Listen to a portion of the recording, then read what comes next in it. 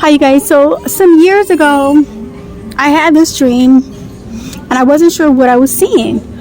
So, in this dream, I saw where Biggie Smalls and one of the guys from Thuggish Ruggish Bone, and his cousin was in this green lowrider car. And the wheels were attached to these tracks. So, they couldn't drive where they wanted to drive. And as this car came around the circle, I could see that they were in a cave. And I looked at them and I was like, why aren't they moving? They could not move their arms nor their face. No one was talking. But as I looked closely into their eyes, it was complete fear. It was complete terror. I could tell that they were being controlled by an unseen force.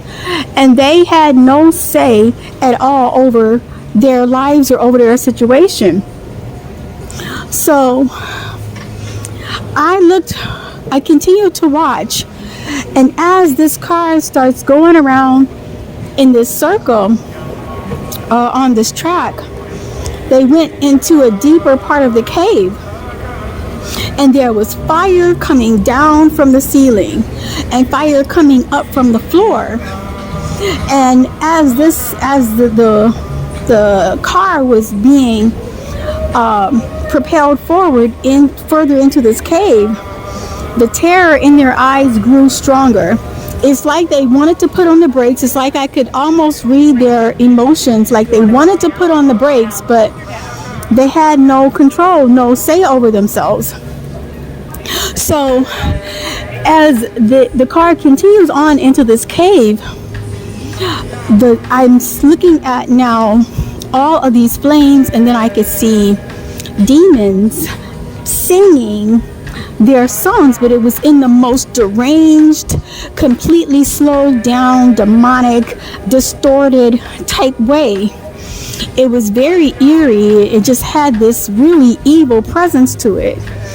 And so as this music is playing in the most deranged way, the demons are getting happier as they're getting closer. And I could see the terror and the fear in these guys' eyes. And I thought to myself, are they in hell? Is this hell? Because from what I learned of hell, it was bars, and you're jailed into this bars, and you're just burning in flames and being tortured. So this didn't look like torture that you typically hear about. But yet and still, they were being tortured from the inside out. Everything about them was being tortured from the inside out. And you could see it through their eyes. And it's like they wanted to cry, they wanted to scream, but they couldn't. They couldn't do anything. They were under this control of this force that was over them. And so as this continued on, as they started going by the demons, I could see that they really were screaming inside. It's like, I don't know how to explain it, but you could tell that they were screaming inside of themselves, even though on the outside their expressions could not move. They could not move.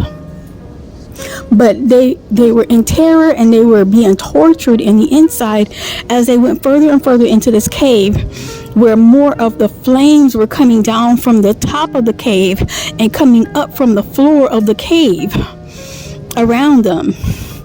And as they went by these demons were just dancing, and in the most bizarre kind of way.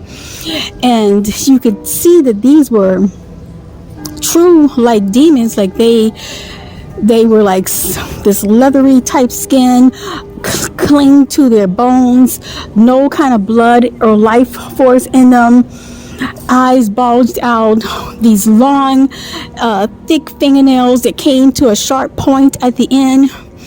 And they were just happy, delighted as these rappers were going around. So it's like, when you listen to this music, there's demons attached to these music, and these demons, they love this kind of music, that kind of rap music that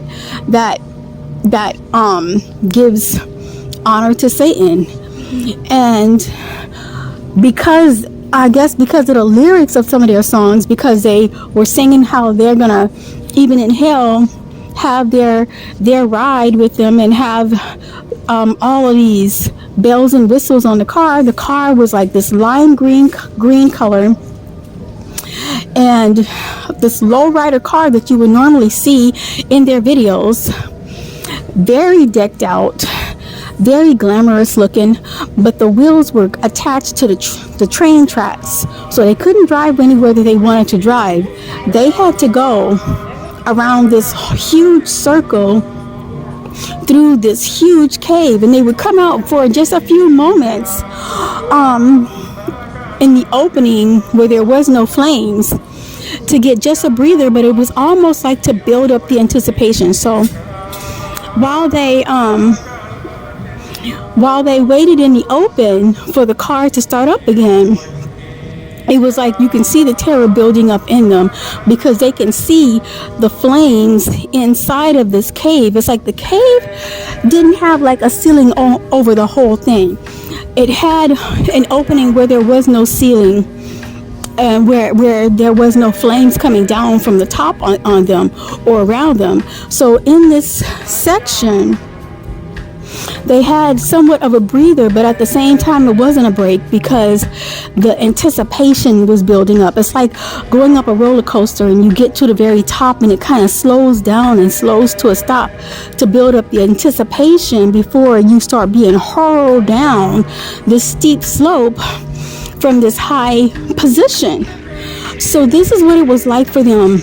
And as soon as the car started back up, you could see them trying to press the brakes, and you could feel the energy in them, and you could see their minds and their thoughts wanting to press on the brakes to stop the vehicle, but they had no control over the vehicle.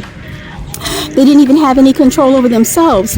Biggie Smalls was in the driver's seat, and then the guy from the Thuggish Ruggish Bone, he was in the front passenger seat, and his cousin was in the back seat. From what I've learned, all these guys passed on around the same time. They all passed on around the same time. So the guy from the Thuggish Ruggish Bones, he had I keep saying Thuggish Ruggish Bone, but the guy from Bone Thugs and Harmony, it was Bone Thugs and Harmony, I'm sorry, I apologize. And so the guy from Bone Thugs and Harmony, he had a song out called It's the Thuggish Ruggish Bones, It's the Thuggish Ruggish Bones, and it was a big hit. But I don't know how he passed away. I guess I could do more research on it, but he passed away. And then his cousin was shot, and he also passed away. And they died around the same time that Biggie Smalls was shot and passed away.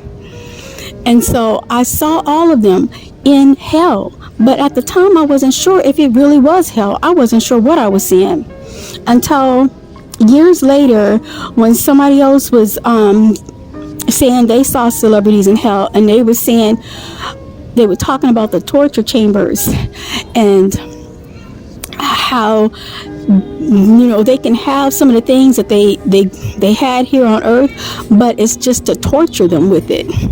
And so once I learned about that, then I realized what I saw was actually hell. I did actually see these people in hell. So this is not something to play around with.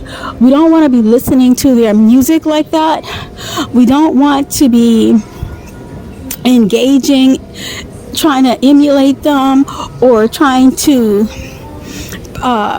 act like them in any kind of way, because their lives are wrapped up in demonic forces. So while these guys were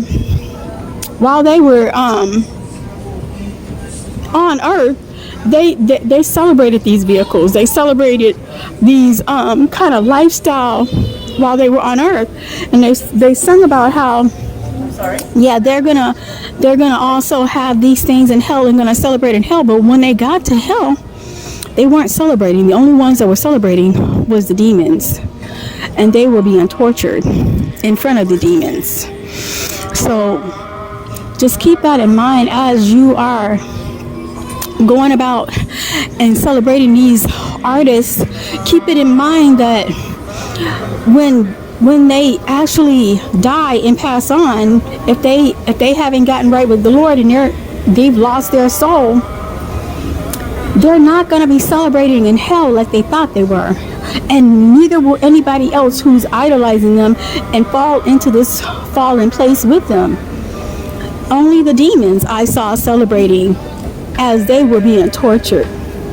So you all be well and stop idolizing all these idols and serve the one and true living God and serve Christ Jesus, because he's your only true salvation. He's the only true hero. And take care.